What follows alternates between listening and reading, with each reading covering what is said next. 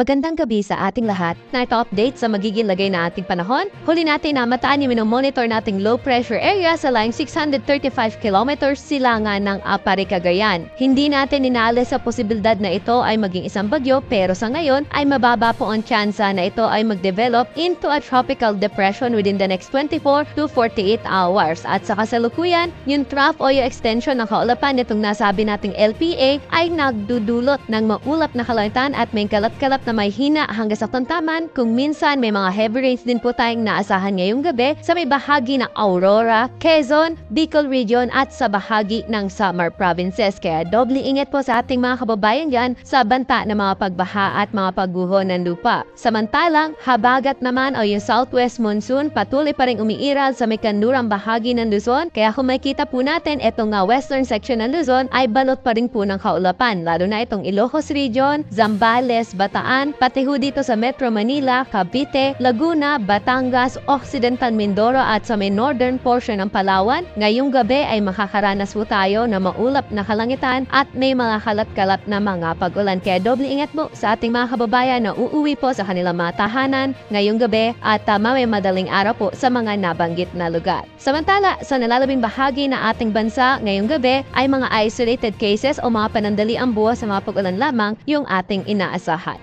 At para naman sa magiging lagay na ating panahon bukas sa araw ng pagbubukas ng klase sa malaking bahagi po na ating bansa, itong bahagi po ng Northern Luzon, inaasahan pa rin natin na makakaranas po ng makulimlim na panahon bukas at may mataas na tsansa na mga kalat-kalat na mga pag-ulan. Dala po ito ng habagat dito sa may western section ng Northern Luzon at dahil naman sa trough ng low pressure area sa may silangang bahagi o sa may Cagayan Valley area. Kaya doble ingat po sa ating mga kababayan dyan at huwag kalimutan magdala ng payong sa ating mga kababayan o sa ating mga estudyante po na papasok sa kanilang mga paaralan. Samantalang dito naman sa Metro Manila, pati na rin sa ibang bahagi pa ng Luzon, inaasahan natin na bukas ng umaga hanggang tanghali ay maaliwalas pa yung ating panahon.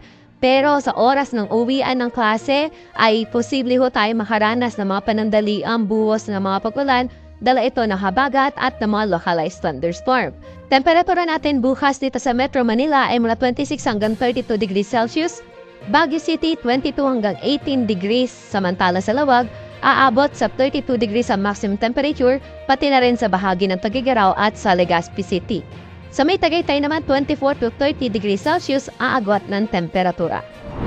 Sa bahagi naman po ng Kalayaan Islands pati na rin sa may Puerto Princesa 26 hanggang 31 at hanggang 32 sa Kalayaan Islands, yung inaasahan natin magiging agwat ng temperatura.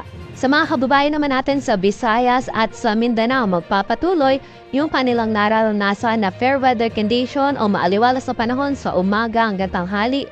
Hapon at gabi mataas yung tsansa ng mga isolated o yung mga panandaliang buwos ng pag-ulan dala ng localized thunderstorm. Temperatura natin bukas sa Iloilo ay 26 to 33 degrees Celsius. Sa bahagi ng Metro Cebu at sa Tacloban aabot sa 32 degrees Celsius yung pinakamataas na temperatura. Sa Cagayan de Oro naman, temperatura natin bukas 26 to 32 degrees Celsius.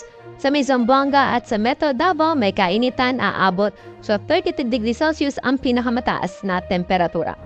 Sa mga kababayan naman natin na maglalayag, magandang balita dahil wala ho tayong nakataas na gale warning saan mong baybayin na ating karagatan at journey magiging banayad hanggang sa katamtaman lamang ang mga pag-alon sa ating baybaying dagat.